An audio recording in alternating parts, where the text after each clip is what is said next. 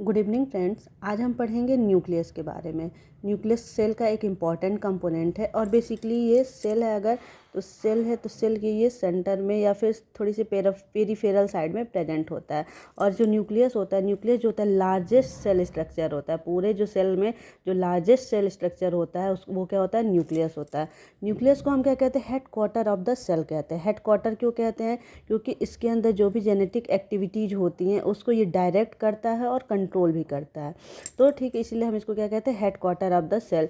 जिसकी जो डिस्कवरी थी सबसे पहले रॉबर्ट ब्राउन ने की थी। किस सन में, 1831 में की थी। सबसे पहले इसकी डिस्कवरी 1831 में रॉबर्ट ब्राउन ने की थी।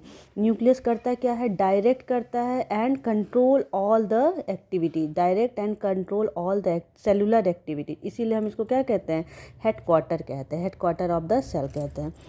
यूकैरियोटिक सेल में यूकैरियोटिक सेल में न्यूक्लियस कहते हैं और प्रोकैरियोटिक सेल में इसको हम लोग न्यूक्लियोइड कहते हैं। ठीक है, क्योंकि प्रोकैरियोटिक सेल में ये प्रिमिटिव होता है। अब हम देखेंगे इसको क्यों यूकैरियोटिक सेल में न्यूक्लियस कहते हैं और प्रोकैरियोटिक में क्यों न्यूक्लियोइड कहते हैं। देखो, जो कंपोनेंट ऑफ सेल न्यूक्लियस होता है वो बेसिकली दो कंपोनेंट से बना होता है। एक होता है न्यूक्लियर इनवेलप और दूसरा होता है न्यूक्लियोप्लाज्म। तो अगर हम इसका स्ट्रक्चर बनाएं न्यूक्लियस का, तो न्यूक्लियस जो होता है डबल मेम्ब्रेन स्ट्रक्चर होता है। कैसा स्ट्रक्चर होता है, डबल मेम्ब्रेन।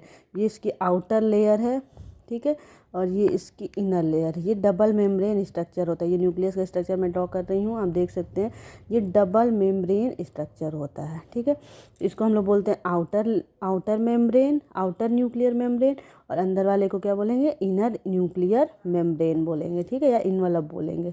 ठीक, इनके बीच में जो स्पेस होता है उसको कहते हैं न्यूक्लियर मेम्ब्रेन स्पेस। ठीक, ये जो स्पेस होता है ये न्यूक्लियस जो होता है, न्यूक्लियर मेम्ब्रेन या न्यूक्लियर इनवलप होता है, वो कंटिन्यूअस नहीं होता। इनमें बीच बीच में आप देख सकते हैं पोर्स होते हैं या रप्चर्ड होता है ये बीच से। तो इस पोर्स को हम क्या कहते हैं, न्यूक्लियर पोर। क्योंकि न्यूक्लियस के इनवलप में ये पोर बना हुआ है, इसलिए हम इसको नाम क्या दे दिए, न्यूक्लियर पोर नाम दे दिए। ठीक, इतनी चीज़ें क्लियर हुई। न्यूक्लियर इनवलप क्या होता है, न्यूक्लियर इनवलप जो होता है डबल मेम्ब्रेन स्ट्रक्चर होता है। ये कंटिन्यूअस नहीं होता है, बीच बीच में इंटरप्टेड होता है। आउटर मेम्ब्रेन को कहते हैं आउटर इनवलप, इनर को कहते हैं इनर इनवलप।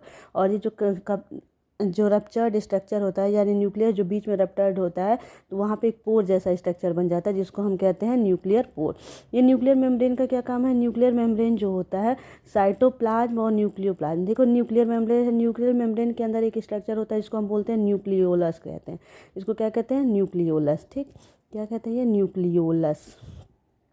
और ये न्यूक्लियोलस जो होता है और इसके अंदर जो साइटोप्लाज्म पाया जाता है, इसको हम कहते हैं न्यूक्लियोप्लाज्म। क्योंकि ये न्यूक्लियस के अंदर पाया जा रहा है, इसलिए इस लिक्विड स्ट्रक्चर को हम क्या कहते हैं, न्यूक्लियोप्लाज्म कहते हैं।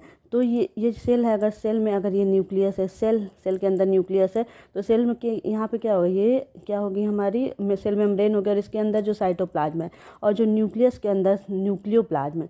बाहर सेल के बाहर जो साइटोप्लाज्म है और सेल के अंदर जो न्यूक्लियोप्लाज्म है, इसको डिफ्रेंशिएट करने का काम कौन करता है, न्यूक्लियर इनवलप करता है। तो ये बहुत इंपॉर्टेंट कैरेक्टर है, इसलिए। और यही न्यूक्लियर इनवलप जो होता है प्रोकैरियोटिक सेल में क्या होता है, एब्सेंट होता है। इसमें कोई न्यूक्लियर मेम्ब्रेन नहीं होती है, बस ऐसे ही सेल के अंदर क्रोमैटिन फाइबर्स होते हैं। तो इसलिए इसको हम क्या कहते हैं, न्यूक्लियोइड कहते हैं।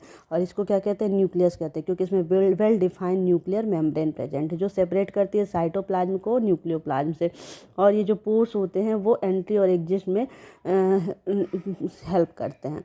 नेक्स्ट आ जाते हैं, ये चीज़ें क्लियर हो गई। ये हो गया न्यूक्लियोलस। न्यूक्लियोलस के ऊपर ही बगल में न्यूक्लियोप्लाज्म के अंदर जो है क्रोमैटिन फाइबर्स होते हैं, वो जो होते हैं इसमें डीएनए प्रेजेंट होता है और जेनेटिक ट्रांसफ़र के लिए रिस्पॉन्सिबल होता है। आप यहाँ देख सकते हैं, ये न्यूक्लियस का वेल डिफाइंड स्ट्रक्चर है।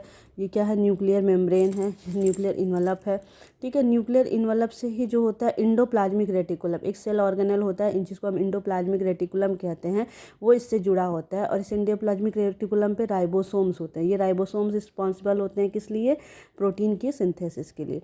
देखिए, ये पूरी जो वॉल है न्यूक्लियर इनवलप के, वो कंटिन्यूअस नहीं है, इनके बीच में पोर्स है। इस पोर्स को हम क्या कहते हैं, न्यूक्लियर पोर कहते हैं। इसके सेंटर में एक स्ट्रक्चर लोकेटेड होता है जिसको हम कहते हैं न्यूक्लियोलस, और ये क्रोमैटिन फाइबर होता है, इसी पे डीएनए होते हैं। और ये डीएनए का काम क्या होता है, जेनेटिक इन्फॉर्मेशन को एक जनरेशन से दूसरी जनरेशन में ट्रांसफ़र करना। इसीलिए हम न्यूक्लियस को क्या कहते हैं, headquarter of the cell, क्योंकि ये डीएनए के थ्रू सारी सेलुलर एक्टिविटीज़ को ये क्या करता है, कंट्रोल करता है।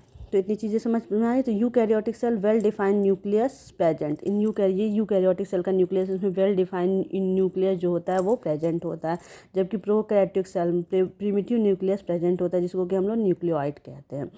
Nucleus contain double layer nuclear membrane, nuclear आप लोग देख सकते हैं डबल लेयर में न्यूक्लियर मेम्ब्रेन है, न्यूक्लियर पोर होता है, न्यूक्लियोलस होता है एंड क्रोमेटिन फाइबर, ये क्रोमेटिन फाइबर है।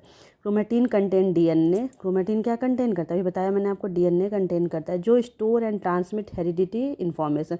ये डीएनए क्या करता है, स्टोर करता है और ट्रांसमिट करता है हेरिडिटी ट्रांसफर में। हेरिडिटी मतलब जो भी कैरेक्टर एक जनरेशन से दूसरे जनरेशन में ट्रांसफ़र होते हैं उसको हम उस कैरेक्टर को हम क्या कहते हैं, इनहेरिटी कैरेक्टर कहते हैं।